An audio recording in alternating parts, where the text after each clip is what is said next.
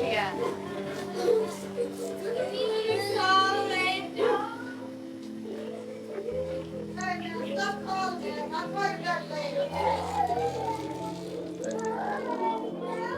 Come on. A hot August afternoon in Houston, Texas. Child Protection Services and city police respond to a report of neglected children. Child Protection is the government agency whose job it is to protect children from abuse or neglect. This is not her saying that she's giving us permission. This is just letting you know that we're taking custody of the children today. The children have been left alone for 3 days. They are dirty and infested with lice. The house is full of dog feces and has no electricity or running water. Where is he going? The authorities decide to take custody of the children. There are 8 in all. This is the moment of their permanent separation from their mother.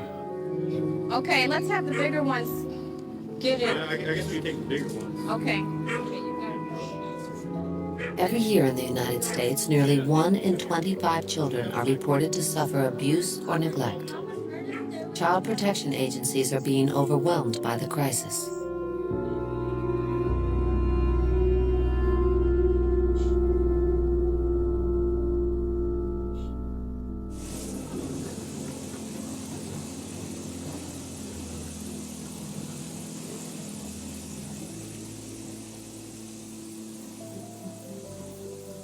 Later that afternoon, a battered child arrives at a hospital trauma center. He's nearly dead. The number of children seriously injured from child abuse has quadrupled in 7 years. The child sustained the following injuries: multiple skull fractures, dental damage, a concussion and brain damage. There was internal bleeding and an open wound on his face. His right eye was black and swollen shut. The child also suffered a stroke, a cerebral infarction. The child was unconscious upon admission and required vigorous support, including dopamine to increase blood pressure. Did the agency find out later from the mother how long she was actually gone? Yes, Ms. Sanchez later said that she was gone approximately 3 hours because she had gone to purchase some drugs and had used. Child Protection wants custody of the battered child, but first they must get approval from a judge. The mother left her son with a stranger. When she returned, she found her child nearly beaten to death. Who was the man whose home that you went to who did the beating? I didn't know him. I just met him the night before. How did you meet him? From him, I was walking on the street and they stopped to ask me if I wanted to do something for money, and I did. Talking about your trouble with the law. Nearly 4 out of 5 of these custody cases are linked to drugs or alcohol. During the last year, what kind of drug usage have you done? The last year I just did crack. This year, the 4 Did you days. use crack on what kind of basis? I did it all day and night. Where would you get the money to buy the crack? I'd sell myself. What do you And mean I'd by steal that? my body. I would help. I'd tell people. Would you The guys would. prostitute yourself? Is that right? The court took custody of the child but allowed the mother occasional visitations.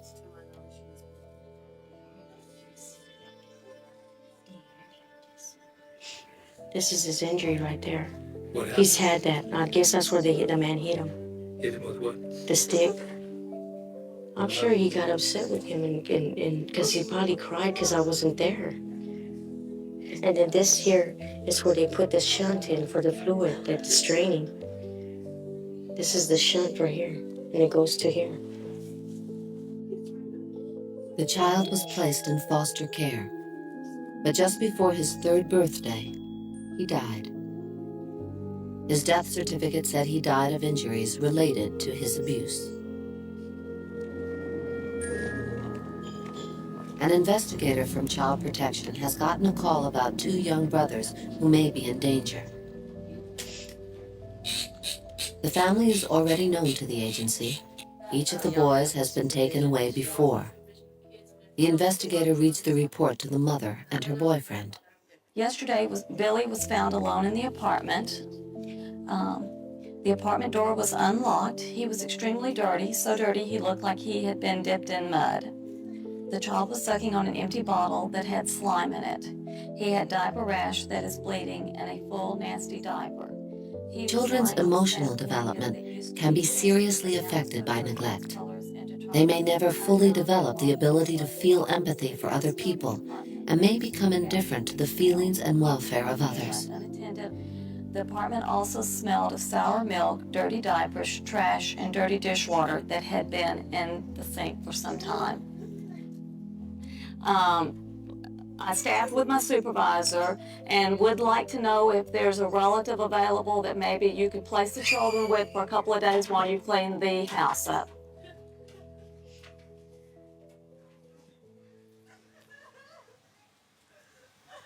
The children's mother has a history of mental illness, which began in her own childhood.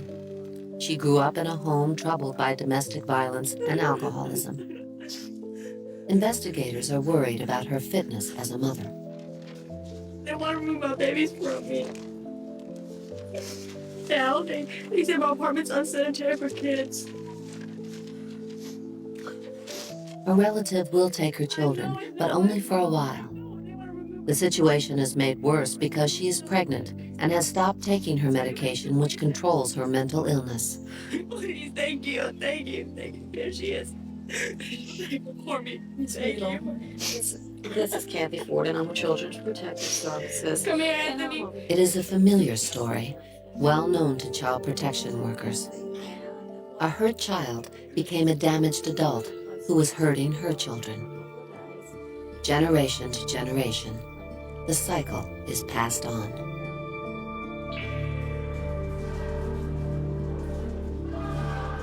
Early trauma can shape an entire life. By the time children are 4 years old, psychologists can tell which of them are likely to drop out of school or become delinquent.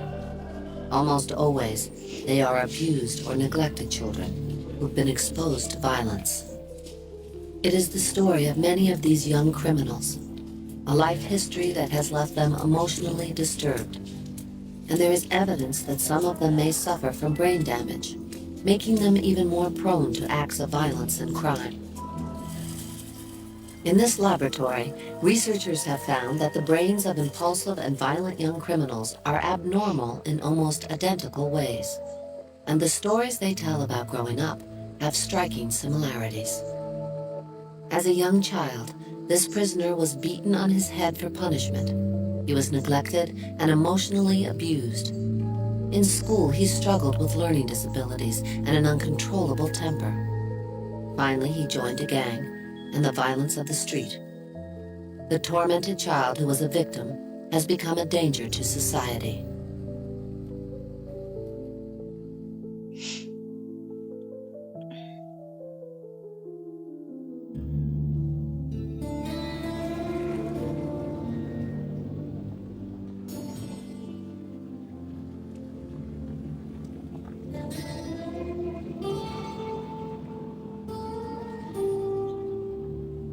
A small rundown motel south of Seattle. It is a home to thieves, drug dealers, and prostitutes. And for some weeks now, it has been Patricia's home. The manager lets you smoke crack, sell pussy, prostitution, whatever you like. You know what I'm saying? As long as you pay them. Kind of looks the other way, does he? Yeah. So right. I'm so glad I'm in this house. And any of those other motherfuckers, okay? When I tell you, Patricia stays at this motel because the rent is negotiable. She can pay when she has the money, by the day or by the week. It depends on how good her business is. Patricia's been working as a prostitute for 15 years, and right now she's 8 months pregnant. oh, man. You guys. The mother and I would work great. It's like, man, every time I start going, it's like, it goes like this far. But then, what's really going on with this? For most of her career as a prostitute, Patricia's been addicted to crack cocaine. She's been smoking crack during most of her pregnancy, sometimes for days at a time without stopping to sleep. Her drug abuse may be damaging her baby's brain before it is even born. This motherfucker here is trying to really just piss me off, okay? So this motherfucking ladder here is just totally fucked.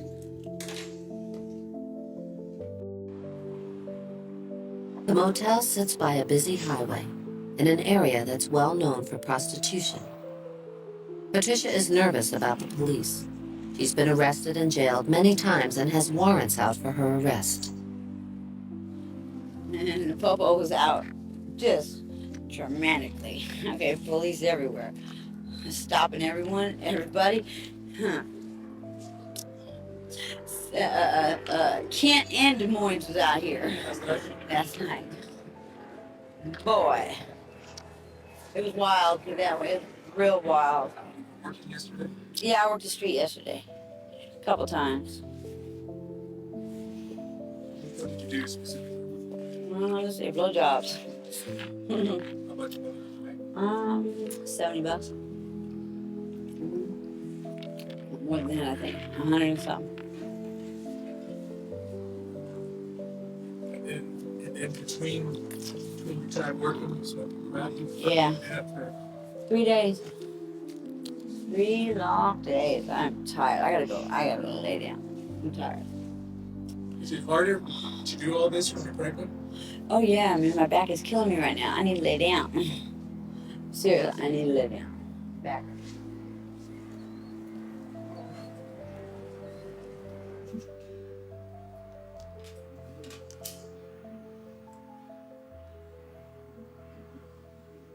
Whatever it is, I hope for her benefit, for her sake, for her benefit, for real.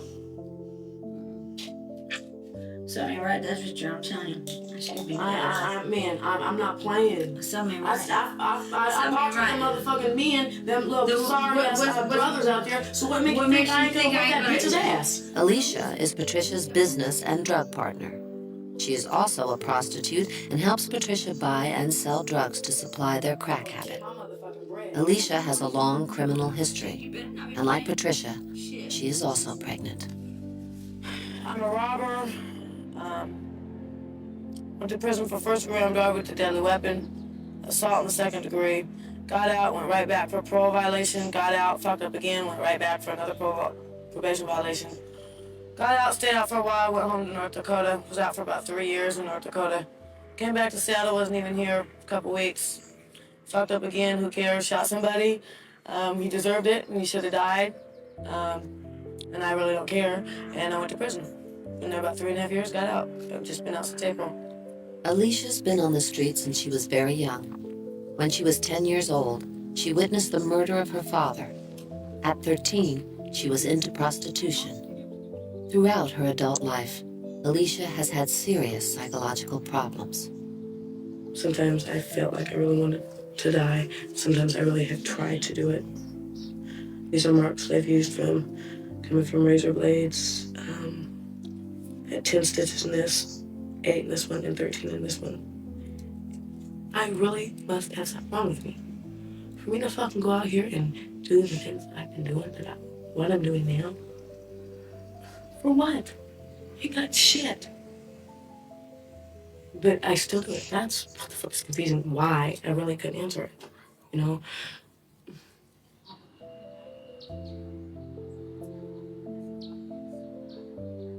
Later that day, a friend stopped by to visit with Patricia. Ooh, I felt something there. Oh yeah, you feel all kinds of shit. Well, my daughter was my easiest labor. My daughter was an hour and a half labor, one push, and she flew out. Oh my god. And my 2 boys were C-section. I had 1 cesarean. All the rest. You know, this is my 6th. There's 6? Yeah. Oh my God, no. That's a big boy. Patricia's other children were taken away by child protection, and if this baby tests positive for drugs, it will be taken too. No, huh? Patricia knows she's putting the health of her unborn baby at risk. It's not good. It's not good. It's not healthy. Would you rather not think about it, or? I don't want to think about it because see, that's why I smoke crack. 'Cause a lot of things I don't want to deal with in reality. So I just smoke crack to forget about it. And the health of your unborn child? It's terrible. Yeah, it's really terrible, but I thank God for blessing me, and I just pray that He'll bless me on this one too.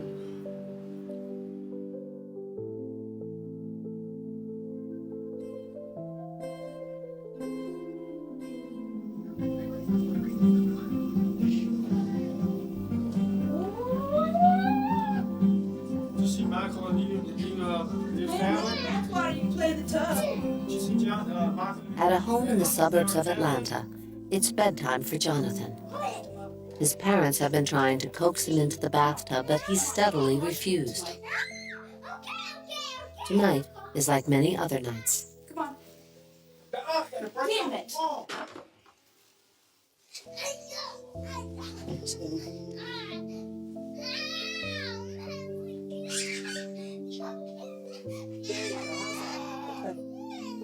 Okay. Allison and Randy must control their son until his tantrum subsides.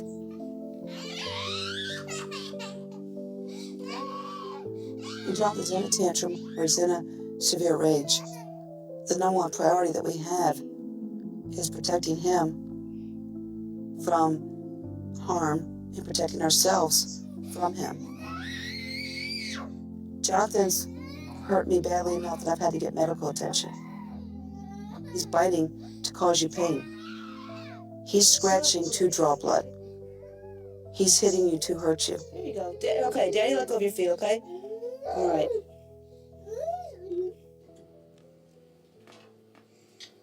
Randy takes care of the cooking and chores. Caring for Jonathan is mostly up to Allison. That's the only toothbrush I have for you. Here, I need you to put toothpaste on it. Here you go. You gonna do it? Okay, come on. Do you like this every night? Every night and morning for teeth. Which is why they're turning yellow. When he was 9 months old, Child Protection took Jonathan away from his biological mother and placed him in foster care where he lived with many different families. Allison and Randy first took him as a foster child, then decided to adopt.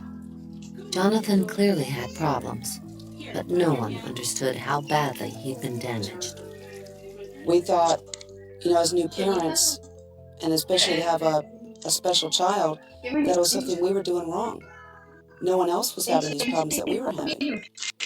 And then as we kept investigating, we found out everybody was.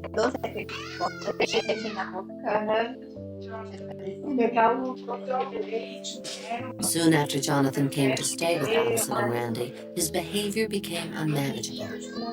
That's when they took these home videos to show therapists. Records show that in the first months of Jonathan's life, he was badly neglected and was taken from his mother by Child Protection. Then Jonathan lived in many different foster homes and may have been abused in one of them. But Jonathan's greatest injury came before he was even born. His biological mother was a drug user and an alcoholic, and her drinking damaged his brain when he was in her womb. She was drunk when she gave birth. Jonathan was born with fetal alcohol syndrome, which has severely affected his behavior and development.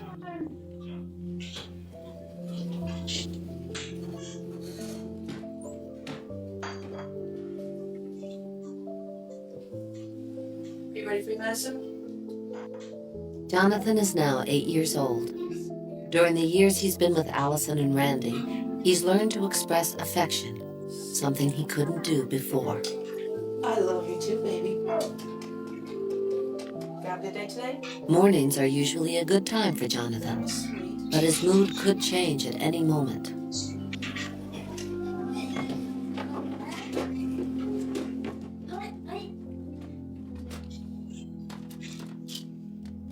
What are you giving him this one?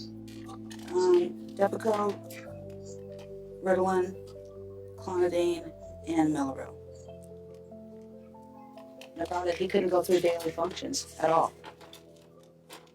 Oh no, I mean if I had clog, if I faxed the clog, could you keep for me? Just check the prices for me.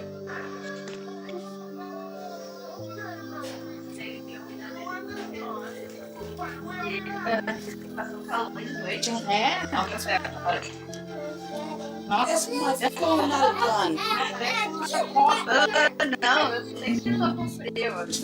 Jonathan takes 6 different psychiatric medications, which help him think more clearly and control his behavior. But no combination of drugs has ever worked completely. Jonathan is always volatile and has a history of self-mutilation and threatens suicide. His unpredictability is one of the family's biggest problems.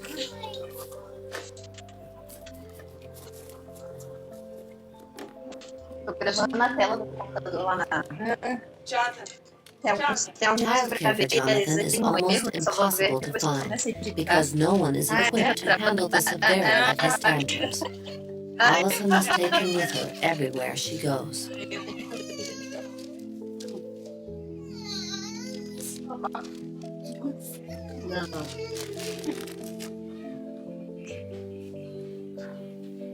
Até olhar a geleia ali, tem uma geleia pra fazer, nossa, será que mofou? Uma de uva. A gente tem uva, mas ela ainda tá boa. Por acaso, sabe? Até precisar de comer.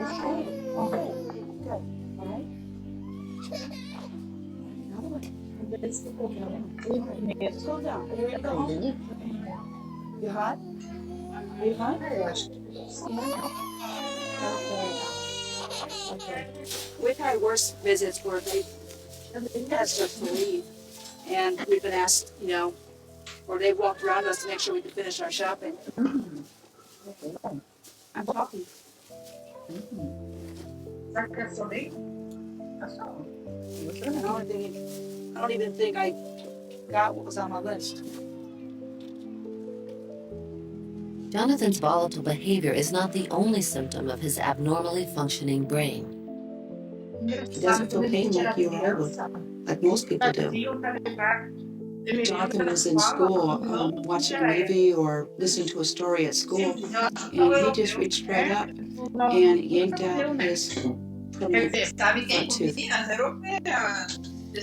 He reached up and just as easily as he could pulled his tooth out just like that. There was no struggle. He just grabbed hold of it and pulled it out. Had the root all the way attached to it. It was just gushing Não, blood. tá bem gostoso, sogra. Tá bem bom. Vamos fazer.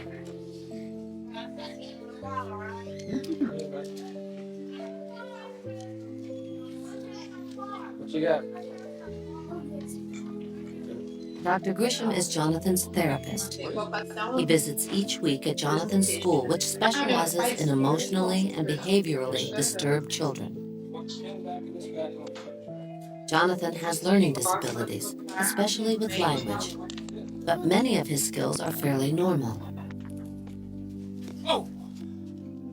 That was a good swing.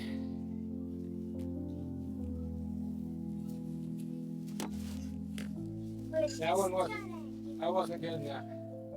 Jonathan's higher level brain functions have been affected by his mother's drinking.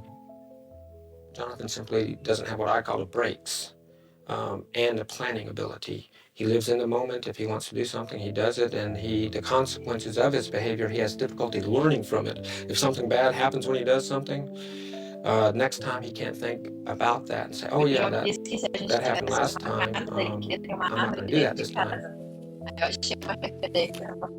He is definitely at risk, especially when he hits adolescence, of becoming incarcerated for his poor impulse control and violent behavior. It's amazing the range of his behaviors. When he's in a good mood and he's doing well, he can be very caring, very gentle, just a wonderful, loving kid. And then at other times you see him and he would hurt virtually anybody. I mean, he's in a rage. He wants to hurt. He does want to hurt. And to see that range of behaviors, to him it must feel like he's two different people in some ways.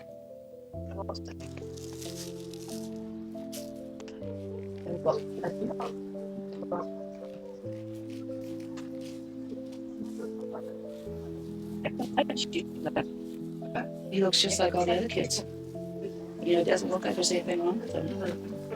And that's something that I battled with for years, almost wishing sometimes that he looked like he had something wrong with him. Because then there'd almost be an explanation to the public or an explanation to other people when he acted up, when he had a tantrum, when he screamed at the top of his lungs over nothing. Yeah, you can't have that at all. Okay, this is the same thing as a weapon. Okay, it's got one edge here, it's got a straight edge here. You are not to have these things, you understand that? Okay. There's only one knife and it's hidden. When people come over, we share a knife. Jonathan can't be around knives, it's too tempting to him. When Jonathan was 5, he once became upset with his babysitter. She fell asleep and later awoke to find him holding a kitchen butcher knife to her throat. Jonathan is fascinated by weapons of all kinds. I always knew in my heart that at some point Jonathan was going to be involved with the law. But when he was 7 and arrested, and I saw him there in handcuffs and riding in the police car, it was like everything in my whole world just crashed. I couldn't believe that it was starting so early. Why? What did you do?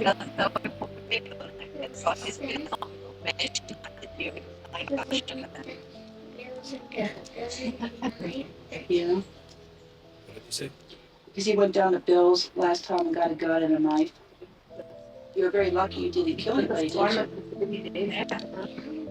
Jonathan broke into a neighbor's garage and went straight to the guns that were kept there. When the neighbor confronted him, Jonathan began shooting. Jonathan was in the garage and had a gun. And when the neighbor got in there, Jonathan was looking for the bullets to load before he went over. He had it open, ready to load. And Jonathan fired the pellet rifle or the air rifle at him and still had a pocket knife with him. Jonathan took the knife which he had open and tried to gut him with it across his stomach.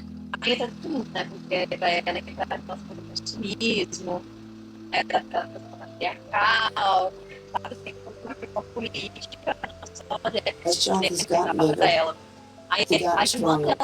He's more violent now than he ever was. And for over a year now, he's been able to lift me off of him when I'm restraining him. I can't. No, there's going to be, it's not going to be much longer that he's taller than I am. Eu falei pra ela, e ela sempre tá com fome. Eu falei pra ela que eu tentei ser vegetariana, não vegana. Sogra não tá. Primeiro que eu passei mal. E eu fiz It took a long time to admit that I was afraid of what he might possibly do. It's hard to sit here as a mother and say I'm afraid of my own child. And then one breath later, say how much I love him. And know that deep down inside my heart and my head, that fear is there. That he may possibly harm us. Kill me. Kill Randy.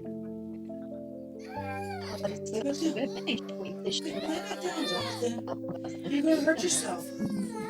Okay, do it down. You're going to hurt yourself, honey.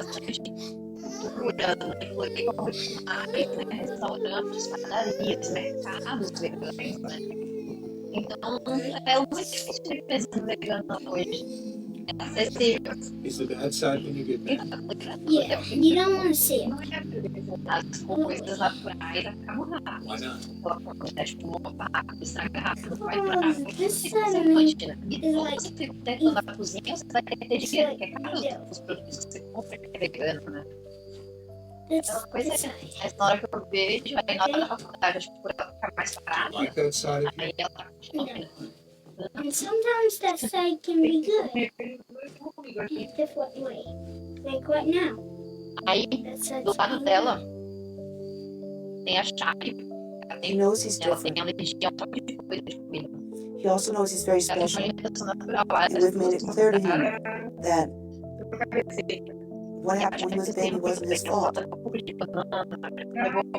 But he has got to learn to get a handle on it. Or else he's not going to have mom and dad and all these things that he loves. He's going to be put away somewhere.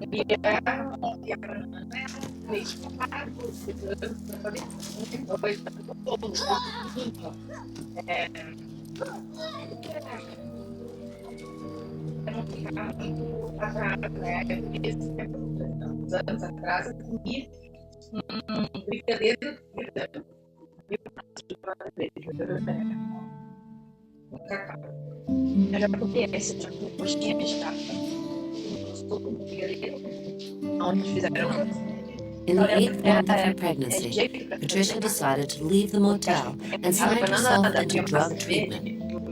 Not long after that, her son was born with no apparent health problems. But Patricia had smoked crack cocaine during much of her pregnancy, and her baby could suffer effects that will not be known for years. In other ways, though, she felt lucky. You know, when you're pregnant and you were a prostitute, it's scary. It's real scary. A couple times rubber's broke. You know what I'm saying? So I had a chance on either it being Danny's or somebody else's baby. And plus the risk of AIDS, viruses, you know, infections, all that, you know. But at least I did believe in safe sex, you know, I have to admit. You know. And they're ready, boy. Patricia and her baby moved to a halfway house where they live with other mothers who are recovering drug addicts. This is her 4th attempt at rehabilitation. Part of the treatment is group therapy. I'm Patricia, phase 1. I have 6 children. I have 6 kids. In my custody, I have 1. My name's Dina. I'm phase 2A, and I have 2 children, a son 11 and a daughter 8 months, and my drug of choice was intravenous methamphetamines. My name is Lulu. My mother is 6. The children of these women have all suffered from their mother's drug abuse, and most of these women have been abused themselves. Like Patricia, they were sexually molested as children and have been victims of physical and domestic violence. I have a hard time dealing with stress. I have a hard time dealing with the difficulties in my life. But so far today, I am clean and sober. Many of the women have a history of mental illness and have brain injuries from being abused, problems that make rehabilitation even more difficult. And like Patricia, some have had their children taken away by child protection.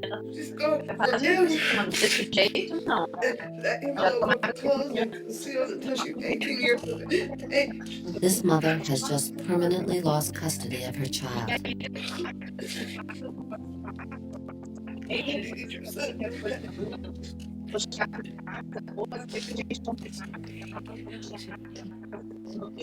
It's okay, dude. Alright, lady? Okay. I was going to do that. Do your serenity prayer. Okay?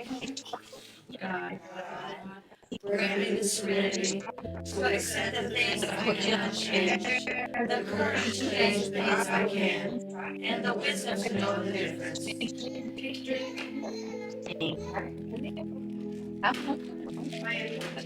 At the halfway house, the women have a chance to nurture their children and form stronger bonds with them. It is the kind of care some of them lacked when they were growing up. Yeah, this consists of the chore of the porch. You got to do the windows and the phone, and sterilize the phone, and do the windows. And there's another window out here. These used to have windows, but the kids tore them apart. It's a mess.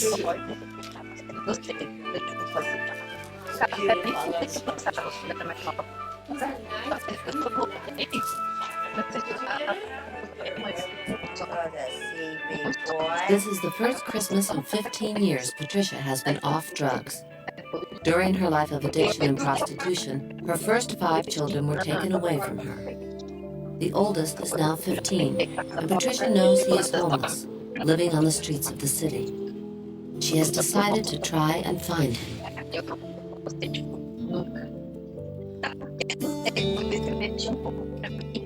acho que umas coisas do cérebro.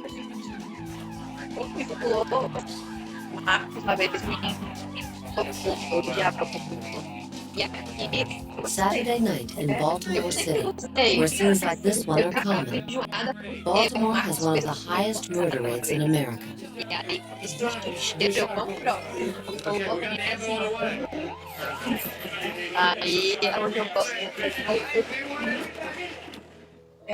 I heard somebody got shot 8 times.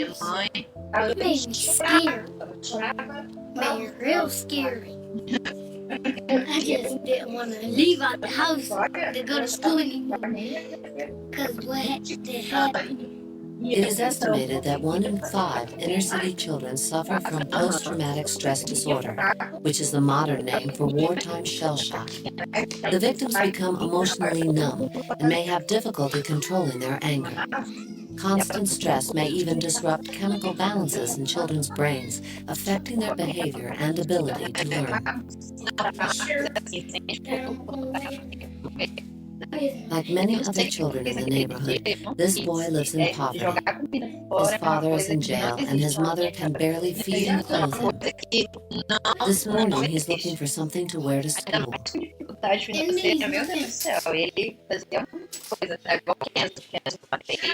Man, I got it right. Ele queria comer todos os anéis. A gente ama todo mundo. E a tia era viciada no branco. There are 700 students at the Westport School, which stands at the center of the Westport neighborhood of South Baltimore. It is both an elementary and middle school, with grades kindergarten through 8th. Good morning to the Westport family. Good morning to all staff and parents.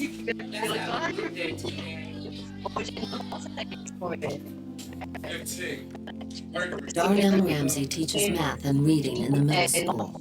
He grew up in neighborhoods like Westport, but he says things have been getting worse. He sees children having a harder time than he did. As a teacher, these past 2 years have been nonviolent, where I'm just totally amazed daily. Some of the things that I see, even though I was raised in this environment, still amazes me. Let him go.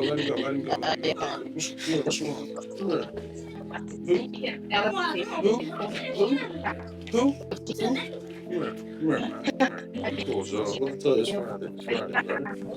Calm down, take some breaths. You've been good all week. Don't start that, man. Take breath. I see anger. Kids can't solve a problem without fighting. You just look at a kid's face and see the trouble in his eyes. There's the trouble in his face of his home life. Gentlemen, get my room. Kids are just neglected. These kids on a day-to-day basis tell me about what they done seen dead bodies in abandoned buildings. I have little kids in the 6th grade raising 3 younger brothers, clothing, washing clothes, feeding their little brothers. I just had a conversation with this kid. Actually, he pretty much told me what's his 3 options, which is to sell drugs, use drugs, or die. 11, 12 years old. He knows his options and he's not willing to change them. What do I do? What can you do?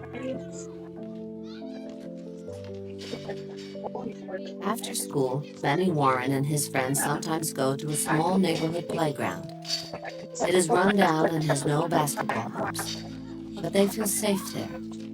Benny has a reputation as a tense and anxious person.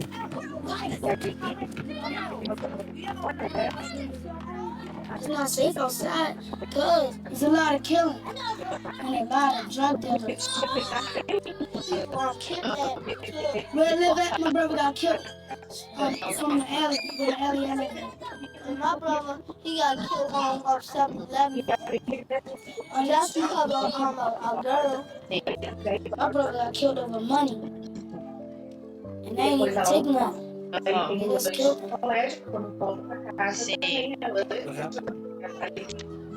He was coming back for buying me and my sister a coat and some boots. And they took him and one of them snatched his chain.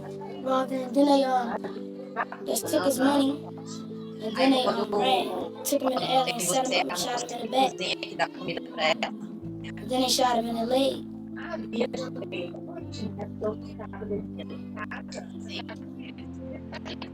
Benny's brother was shot in the alley just behind his house. It happened 2 years ago when Benny was 10.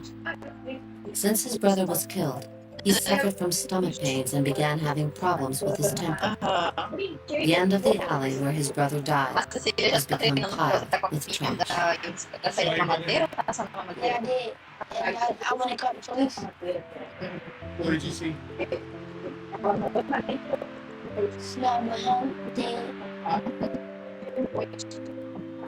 Benny remembers the crime scene, the bloody shirt and the chalk marks where they found his brother's body. Like many crimes in Westport, the murder has never been solved. Benny has become filled with fear and worry.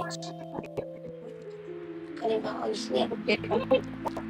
Worrying about I gotta help my mother for too. The worries and the trouble. Make sure my family's safe.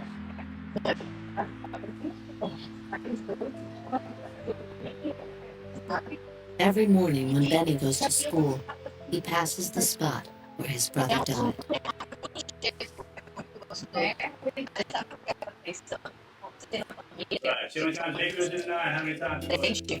Since his brother was killed, Benny's fallen 2 grades behind in school. He should be in 7th grade, but he is in the 5th. His reading skills are at a 3rd grade level. The average child is 2 to 3 grade levels below. And once the children enter school and they're behind, it seems as though it's real difficult for them to catch up. So the next year they're still behind, and the next year they're still behind. From that day, she has not been here. A total of 7 days. So now we need to find out whether she was incarcerated before or during the holiday. Denise Taylor runs the Westport Middle School. This morning, one of her problems is an 8th grader who's been absent over a week. The student was arrested in a crack house and is currently in jail. On a daily basis, I have to be mother, father, social worker, doctor, sometimes lawyer, sometimes sister, brother, sometimes even a preacher. These kids are in need of everything.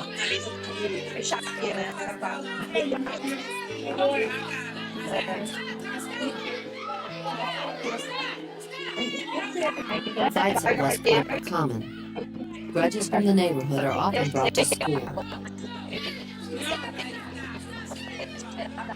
Gail Adams is an assistant principal who often helps supervise the cafeteria at lunchtime. She fractured her wrist breaking up another fight not long ago.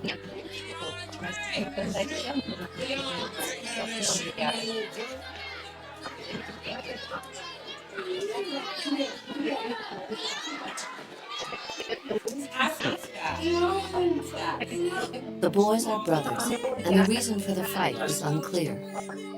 Recently, the boys' mother died of AIDS. Their grandmother started caring for them, but then she died too. The brothers now live in a crowded and difficult situation with an aunt. There are no official records, but the Westport staff says an alarming number of students do not live with even one biological parent.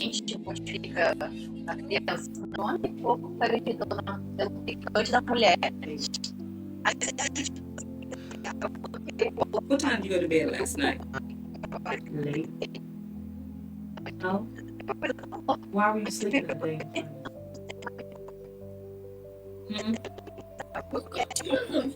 You woke up too early. You talked to your aunt last night. Is something bothering you? Sure.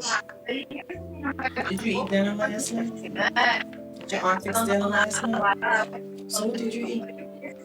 Nothing. So I imagine you are hungry. You probably need both. Hunger is a problem at Westport, and for many of the students here, the school's breakfast and lunch programs provide much of their food. The demands to cope with students' problems grow bigger each year. Get ready. Good. Willie, turn around. Turn around and stop. Devante, that was really good. Kevin, would you like to try it for us, please?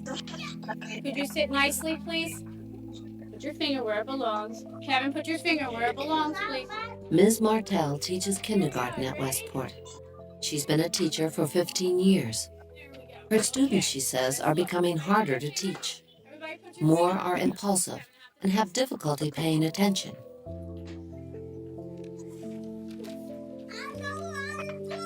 We'll go ahead and do it. Fix it, please. Do it all by yourself. Show Willie and Devante how to do it, okay? Come on. The children are harder to handle. I see children who can't follow the rules, children who are constantly yelling out, talking out loud when you're trying to read a story, children talking when you're trying to read a story, those types of behaviors. I need you to help me pass the paper towels out, okay? This year, one of Miss Martell's more difficult students is 5-year-old Kevin. Kevin needs a lot of individual attention. I cannot handle my group when he's aggressive and when he won't cooperate. I would like for you to put your head down until I call your name. Okay?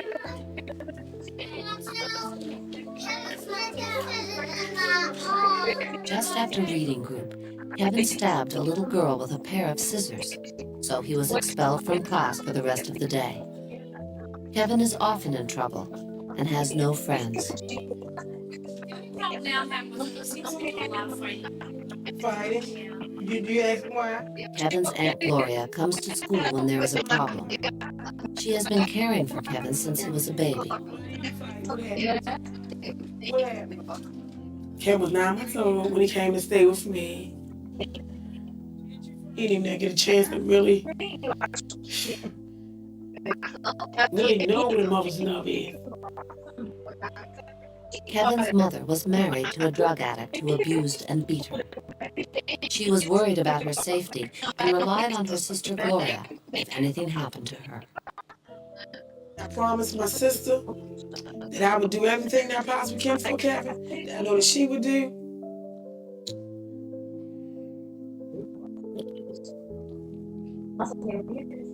It was June the 11th when Kevin's mother got killed. His father killed his mother. Kevin was right there.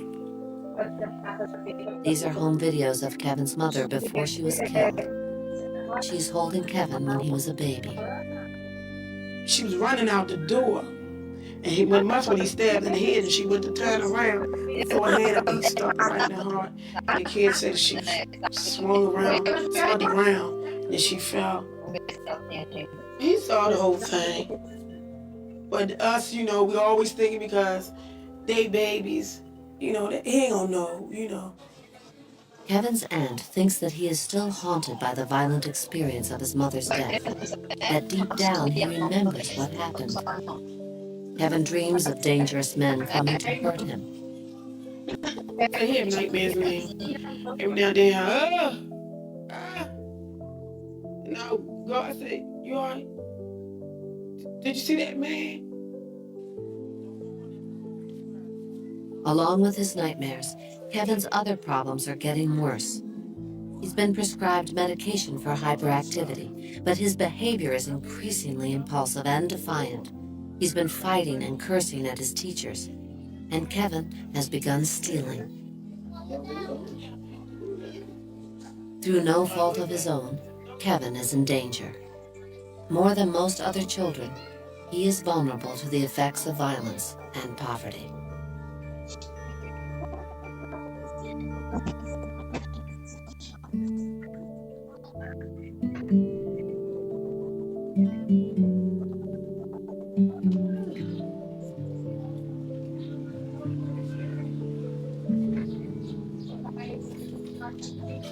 After Patricia left the halfway house, she was able to get a part-time job and an apartment. She's been off drugs more than a year. I can say, I got home today, and I can come in anytime I want, And there ain't no rules and regulations, you know what I'm saying? Just the only main one has to be clean. This is D'Angelo when he was a week old. This is when he was first born, D'Angelo, this is D'Angelo, and that's D'Angelo. These are really important because I never was able to keep pictures. I never was able to actually have a collection of pictures because I'd always lose them because I'd be moving to motel, and so this is a lot for me to be able to have them on my mirror and wake up and see my pictures. They're still here. One of the pictures was taken with her 15-year-old son, Gregory. While she was in drug treatment, Patricia found him living on the streets.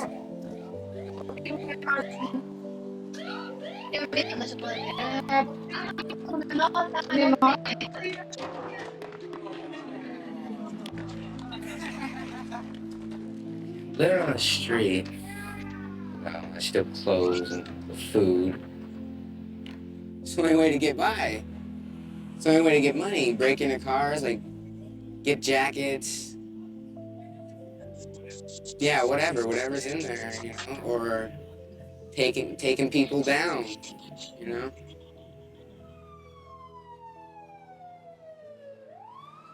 You pick out a certain guy and you follow him. If someone sees this, calls the cops won't be there within like 5 minutes, 10 minutes. And we have enough time to beat his ass, take his money, and get the hell out of there. Gregory started living on the streets when he was 13. He was 5 when he was first taken from his mother. After spending years in many different foster homes, he tried living with a relative. But there, he says, he was severely abused. That's when Gregory decided to run away.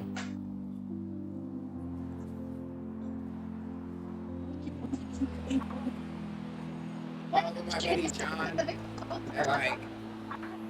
we decided that we need a place to go, and this is the only place that we know, under the bridge. I didn't like letting people know that I'm homeless, and like they would talk to you and be like, "Oh, you going to the shelter tonight?" And, like, you're talking to somebody and they hear that, you know, what are they gonna think? What do you think? I don't know. You afraid that? That I'm dirty and I'm a bum and whatnot, and I'm probably gonna be a bum for the rest of my life. I'm useless, worthless, or something. Yeah.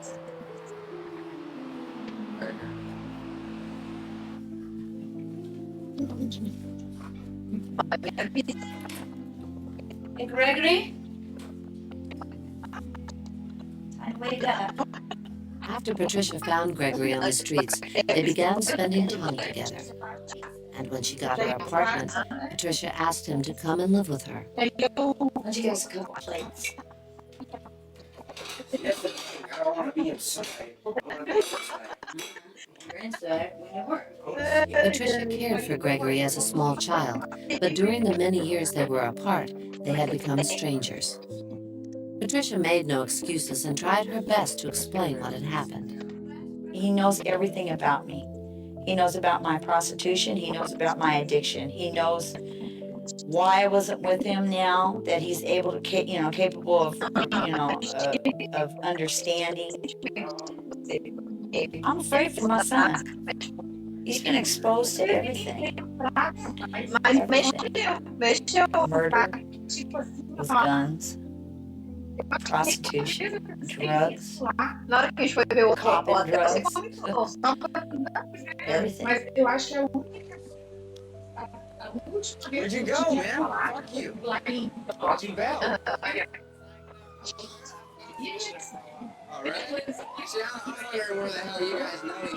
Sometimes Gregory disappears for days at a time back onto the streets. Streets full of other troubled youth where alcohol and drugs are a way of life. Where's my pipe, man? How come it just disappeared? After Gregory was taken away from Patricia, she would sometimes visit him. She always promised that they would soon be back together and have a home, but it never happened. Patricia always fell back into drugs, prostitution, and jail. I'm not gonna stay mad at her forever, you know? course, I have my moments, like reminiscing about the days she just left me and never was there for me. And, she'd come and go. She'd be gone for weeks or whatnot.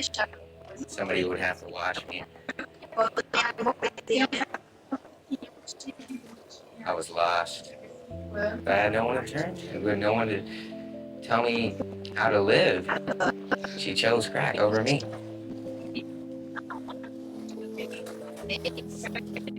want to talk about it.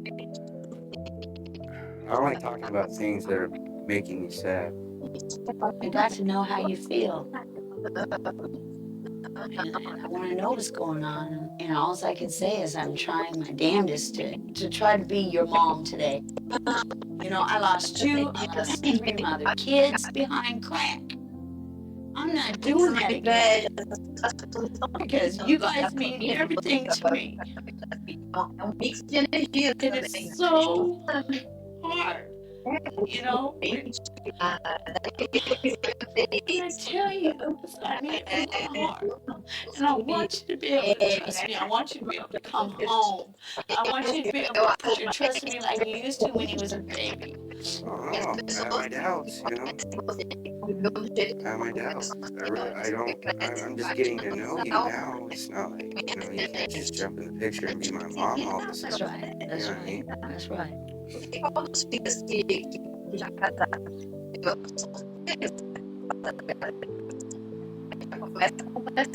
Gregory continued to spend time on the streets, and soon he was in serious trouble. Not long after these scenes were filmed, he was involved in an assault and robbery outside a convenience store. Gregory was arrested and found guilty of robbery in the first degree. He faces more than 2 years in prison. Outside the courtroom, his mother waits for word of Gregory's sentence. I'm scared for him, you know. And he says, I just want to go home. He just wants to go home. And I'm glad he's saying he wants to go home because that's where I want him, at home. And I want him locked up like I was. I want him to follow my footprints.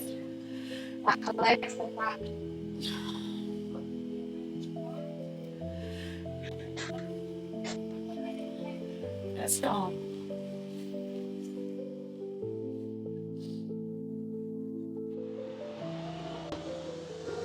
The judge decided Gregory would benefit more from drug rehabilitation than jail. He has begun treatment and will be on probation for 1 year.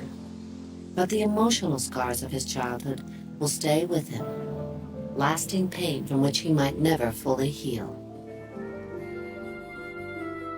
Abuse and neglect can shape an entire life, and with each new injury, the psychological damage deepens.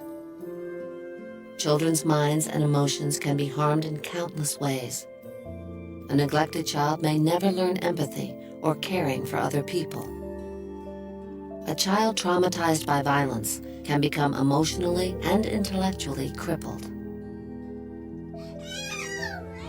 These hurting children can be helped, and there are people trying to help them. But often the harm is too great, and help, if it comes at all, comes too late.